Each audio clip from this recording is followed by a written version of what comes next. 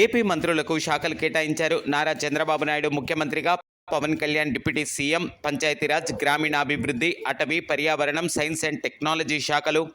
నారా లోకేష్ మానవ వనరులు అభివృద్ధి, ఐటీ, ఎలక్ట్రానిక్స్, కమ్యూనికేషన్ శాఖలు, అచ్చెన్నాయుడు వ్యవసాయ శాఖ, నాదెండ్ల మనోహర్ ఆహారం, పౌర సరఫరాల శాఖ, వంగలపూడి అనిత హోం మంత్రిత్వ శాఖ, పొంగూరు నారాయణ పురపాలక శాఖ, పట్టణాభివృద్ధి శాఖ, సత్యకుమార్ యాదవ్ ఆరోగ్య శాఖ, నిమ్మల రామానాయుడు నీటిపారుదల శాఖ, మహమ్మద్ ఫారూక్ న్యాయశాఖ, మైనారిటీ సంక్షేమం, ఆనం రామనారాయణ రెడ్డి దేవాదాయ శాఖ,